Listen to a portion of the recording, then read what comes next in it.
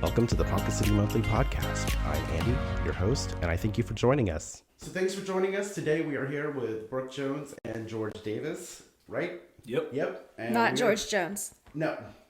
Did I say Joyce Jones? No, but people think he's George Jones. Oh, okay. I thought I said Joyce Jones. I was like, who is Joyce Jones? I don't even know. Great. And you guys are with Rotary, and you're here to talk about Crawfest. We're going to talk about Rotary and Crawfest. So thank you for being here. How are you all doing today? Good. Awesome. Doing well. Great. So tell me a little bit about Rotary and like how you got involved with it, and tell me a little bit about what it does. Okay.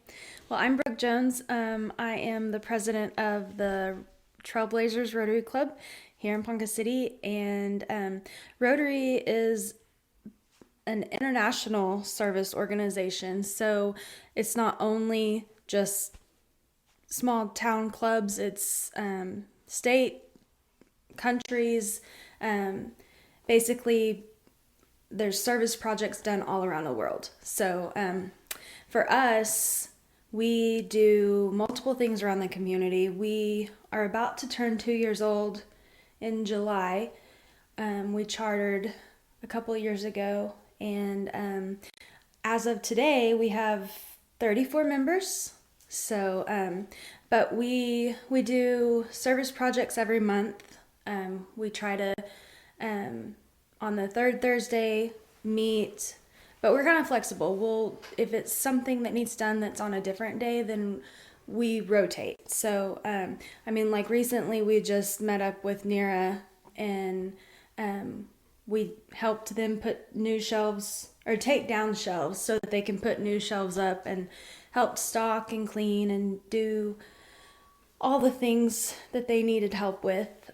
So we kind of just go around town and find anyone who needs help doing stuff. And then on the first Tuesday we meet for our regular meeting, and we try to bring in guest speakers, whether it's other nonprofits or businesses that want to talk about what they do and just kind of learn about what's going on in the community. And so that's every month. And but here this year we did a grant project. So basically we pitch in money, and then our district, Rotary District Club, they'll help pitch in money to match with us. And so our district grant this year is going to be a Fox for Union School.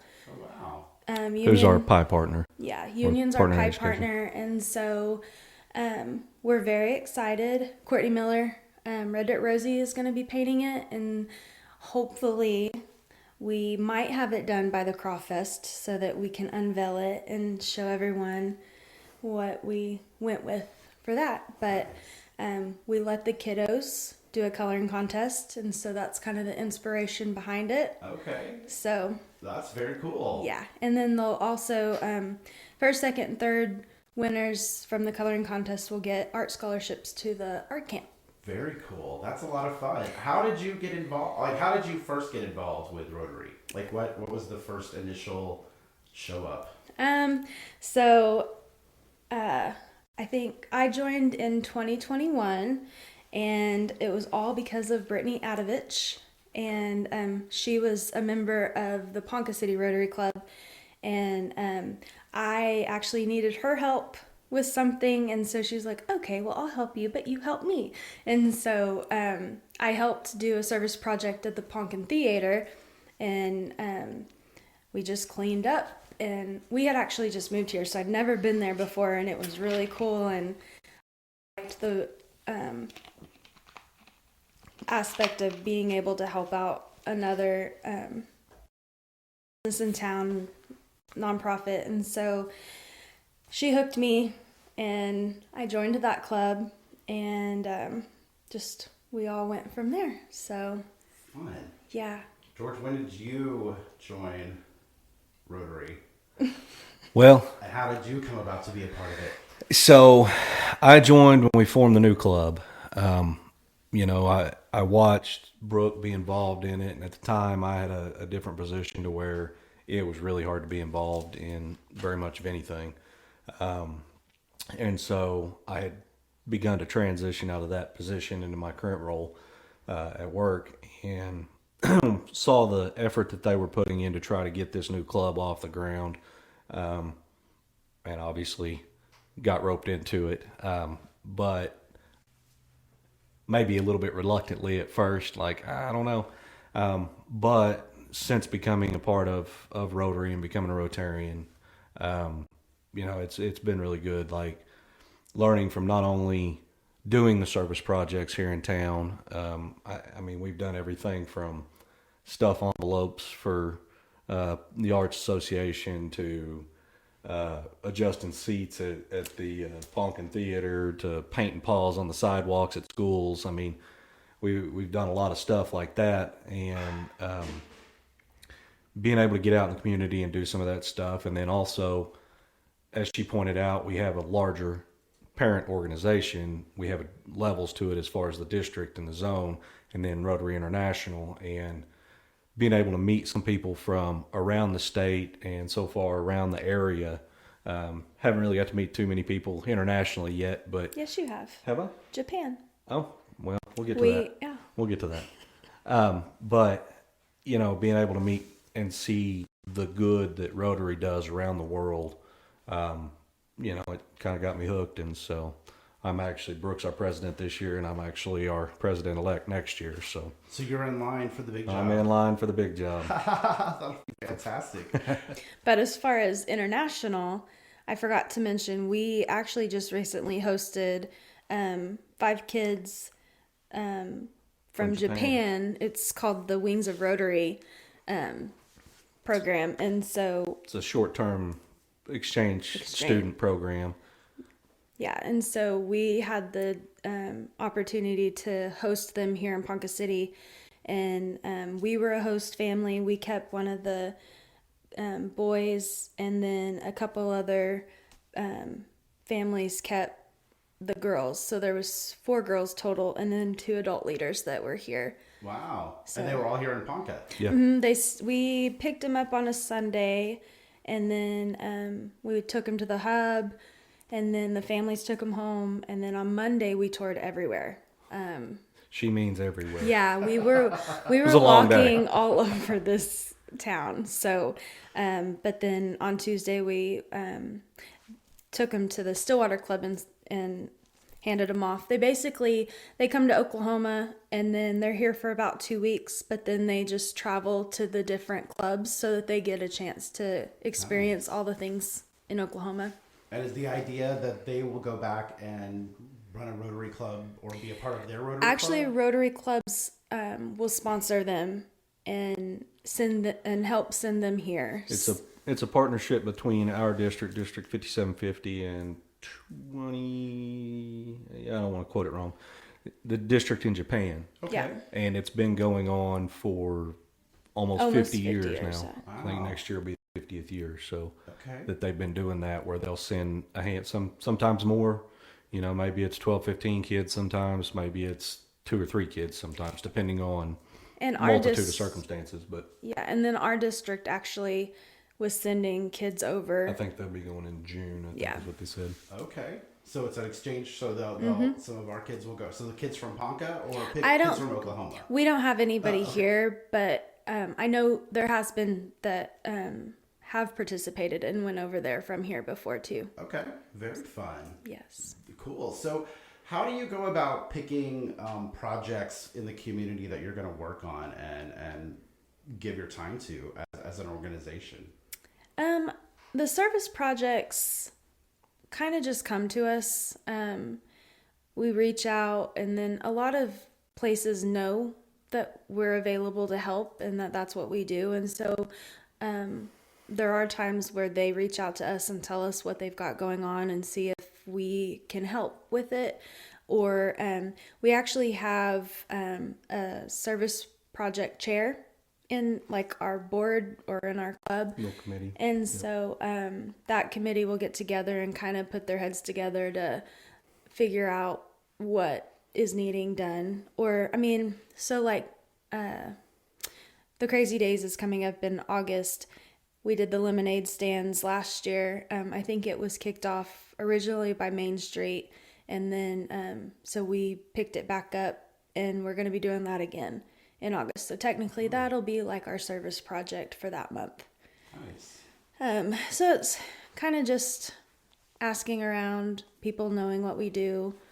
The grant project for Union, that was kind of, when it comes to the grant projects and trying to figure out something like that detailed, it does take a lot of thought because everybody needs something. Mm-hmm.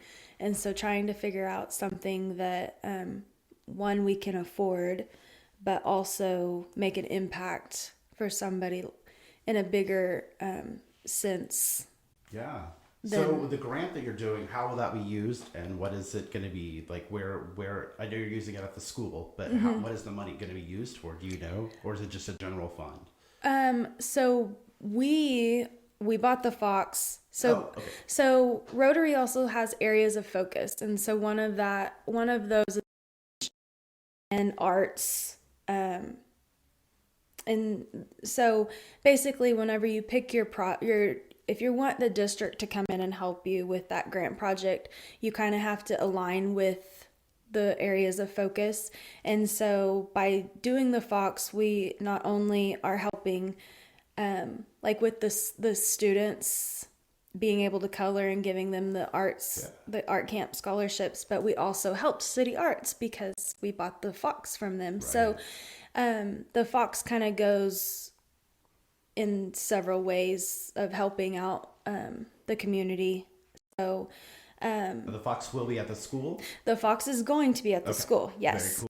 And it was really cool because we did the coloring sheets with the Fox on it, and when we Brandy Schote, she is our foundation chair, which foundation is it's another part of Rotary, but that chair handles the grant projects. And so her and I went to Union School during one of their assemblies in the morning to announce the whole Fox and that they were going to get one, and like so loud because those kids were so excited.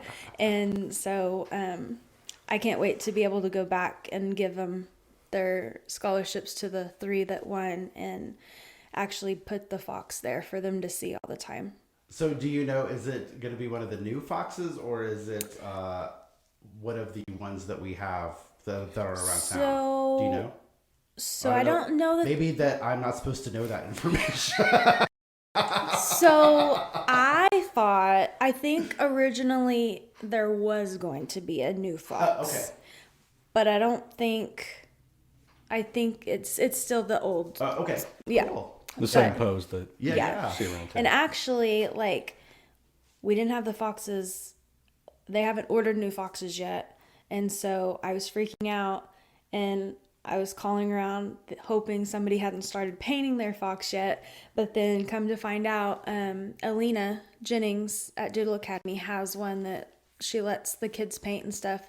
Well, she's a member, and so Courtney and her are working together. So Courtney's actually going to use that one. Oh, fantastic. So you're going to recycle a Fox. Yes. Yeah. Yeah, and then when our Fox that we bought comes in, then Alina gets that one. So. Yeah. Oh, very So cool. it all worked out, but that's a great way that's going to work out for everybody. Yes. Yeah, awesome. Well, so let's talk about Crawfest, because that's coming up, and it's going to be an exciting time.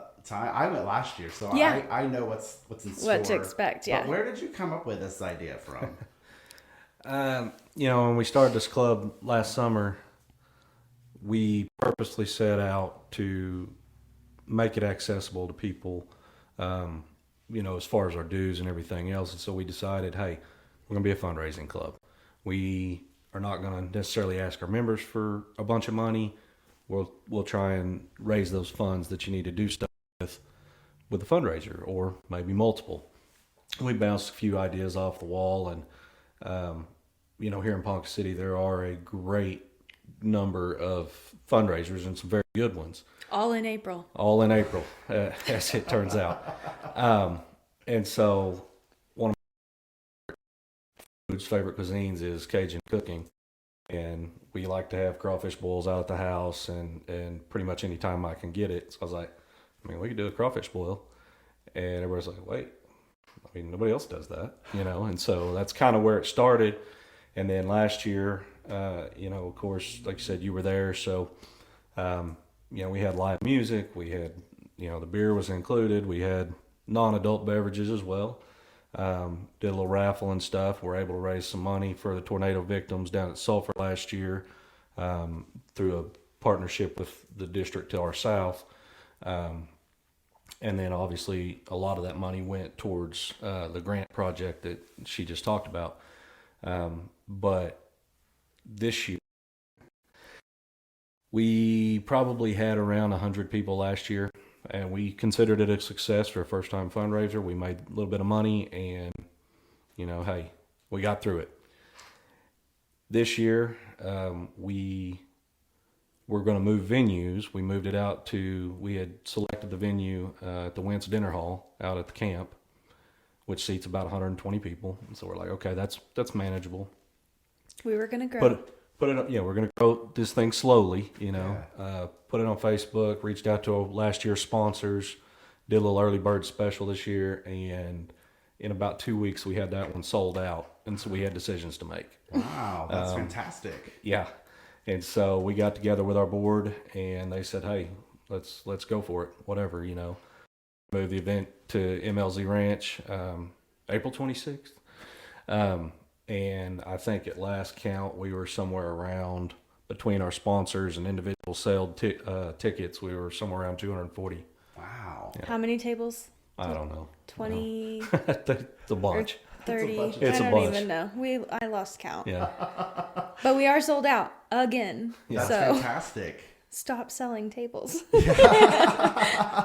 That's good though that your table's all sold out and you got those. So that's fantastic.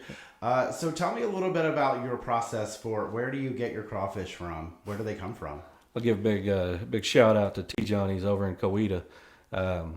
Usually that's where we get them. That's where I get most of my stuff. Sometimes here locally, I'll get them from Ricky if she sells them, but she doesn't carry them full time. So those guys have a place down in Louisiana, and they run 3-4 times a week down to Louisiana. So, I mean, the crawfish we're serving, they're alive the day we get them, and they're coming straight out of Louisiana. So, wow. Yeah. So walk me through the day. Like, what's it like for you? Well, how many pounds of crawfish do you think we have to have this year? I don't know. We kind of adjusted the number a little bit. We cooked 340 pounds last year. It'll probably be closer to 600 this year. Wow. So it's quite an ordeal.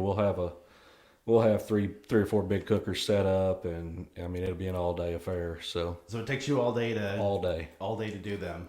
So yeah. What time do you start in the morning? Probably about 10 a.m. 10 a.m. Yeah, maybe a little sooner. I don't know. Depends on what time we crawl out of bed. So I've seen on the internet some different ways of cooking crawfish. Mm-hmm. What is your all's method? Oh, we boil them. You boil them? You gotta boil them. It's the only way to do it.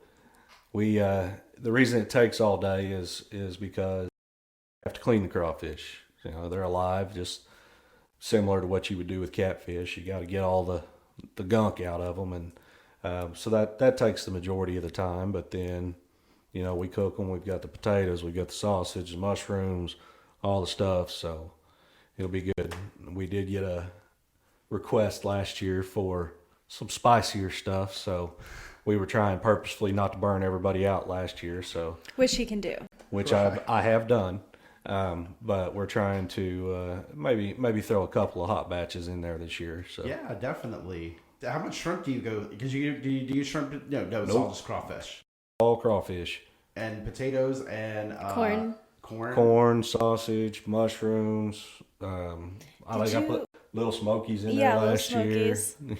So for somebody who's not accustomed, have never been to this, lay it out for them. What's it going to be like? They're going to come into a room. There's a table. It's definitely not formal. It is not a formal. This is do not wear your Don't suit. wear white. If you've got a bib at home, you might bring it. But no, we'll basically when you come into the venue, we'll have all the tables set up, and your sponsor tables will be assigned or whatever. We will we'll have the live music going, we'll have all that stuff going, and basically when we get done cooking, we throw everything in ice chest to keep it hot, and we'll have food runners going out and taking big old bowls and just dump it. Just dump it on your table. Nice. And so, yeah, I think for people that don't know, that's the biggest thing is it's going to get dumped on the table and you're going to use your hands. Oh yeah, You use your absolutely. hands, This is not yeah. this is not a 5-course French dinner. That it's definitely family style. Nice. So, with the money that you raised from this event, what is your plans with this money? Because now the Fox bought, so what's next? Right now, we've been talking about some ideas as far as doing our district grant for next year, and then kind of maybe trying to do some more scholarships. The Wings deal that she mentioned earlier, trying to set some money aside to be able to maybe help do that when it comes back around for us. And then we've got through Rotary, we've got RILA Leadership Camp for 10th through 12th grade, I believe. Mm-hmm. And we're able to RILA is sponsor Rotary Youth Leadership Academy, I think. A's up in the air, but I think it's Academy. But be able to send some kids to that might want to go or might be interested, and Which we are actually sending a student here this summer. So also some of the fun from last year, that's something we're able to do this year too. Cool. And what will so that's a program that you send them out to. What do they do there? Activities. Yeah. They do Rotary I think activities. it's a just- leadership. Neither of us have ever actually been to this place. We were a little bit too old to attend, but It's in Guthrie. yeah, it is in Guthrie. It's at their camp in Guthrie, and I mean, anybody that's ever been to a leadership camp, they're kind of all similar of going through certain leadership training activities, team building, and learning how to be that leader that they want to be someday. Yeah, definitely. So how far out do you all plan the Crawfest? When do you start planning it? Well, last year we did 4 months. Last year we started And in learned our January. It was your lesson. first year, so Yeah. you didn't know what you were doing. So we started This in year we started September? we started in probably July. I started this year. I'll probably, I don't know, we'll probably get it rolling again, May or June, maybe this summer sometime. I mean, where we start reaching out to the sponsors and maybe put a plug into them the night of. This again next year, Yeah. and some of them found out the hard way when I told them we were going to sell out, and they, well, we'll see. And then, hey, nope, we're done. We're done. It's over. Sold But out. then we weren't. And then we weren't. But no, it'll be good. It takes a lot of planning to do something like that, especially with getting the sponsors and getting donations and stuff. And we'll have an office and trying to get those extra little things to make the event special, raise that little bit of extra money, and do some of those things takes a lot of work, takes a lot of planning. Yeah. And I've got a great committee that has come up with 1,000 ideas and how we can make it better, including the MLZ, because I was like, man, I don't know if we can fill it up, and then Well, we've got somebody doing everything. We've got somebody that is working on just the auction and raffle items and stuff like that, and then we had several people reach out for the actual donations, and then I handled all the banners and stuff like that. And then we've got Angela Rickman. She's our image chair, and so basically secretary, and our secretary involved in Rotary International at the zone level and past district owner. So that's we're very why, lucky to have her. So that's why our Facebook looks so good. Nice. But yeah, she does all the imaging and posting and stuff like that. But I mean, there's somebody for everything. And so if it wasn't for our members and their hard work too, there's no way we could do something like this. Right. Yeah. Shout out to Angela too. I think they unveiled the Ponca passport today. Yes. Yeah, so they did. Angela, I think, was a major driving force behind that too. So Absolutely. Yeah. they've been stealing time from me. So be glad when she gets that all taken care of, she can go back to full-time Crawfest. Nice. Yeah, I think I bought one of the last pair of tickets from Angela. So Yeah. Yeah. she was like, "You have to buy these," and I was like, "Okay, I will." Yes. Yeah, absolutely. Yeah. So all hands on deck. It takes everybody, but And some plus that. Yeah. We've got some people that are not in the club. No, I won't shout him out here because he'll get mad at me. But there's a guy that I work with that comes and helps us cook, and he brought a lot of equipment and stuff last year. Absolutely doesn't happen without him. So Nice. there's a lot of volunteers that aren't necessarily in our club that make this thing happen. So. Yeah, and I also saw that you're gonna have Fading Fast as the music guest this year. How do you Yep. pick your music guest? Do you just do a random pick, or we wanted Whoever somebody we could. local. Yeah, we wanted somebody local. Last year we got somebody out of Wichita, and Because everybody was already booked. we Because kind of put Charles on that. Yeah. Charles kind of our entertainment booker. But yeah, everybody around here was already booked because we waited so long to start planning. But yeah, we wanted to find somebody local, and definitely James. I'm pretty sure he was at the Crawfest last year. I think he was. And then they have an opener. oh, Yes. Yeah, they get an opener. We informed James of that the other night at Business After Hours. He is not local, but he is our son. Yeah. My son's got a little 3-piece rock and roll band out of Stillwater, and fantastic. so we're gonna let them open up for that. Work cheap. They'll come for crawfish and beer. So we'll let them play for about a half an hour while we're getting everything going, and then we'll let James and the boys close it down. So Very good. yeah. Nice. That's very exciting. So, tell me a little bit about if people want to get involved with Rotary. What's the best way for them to do that?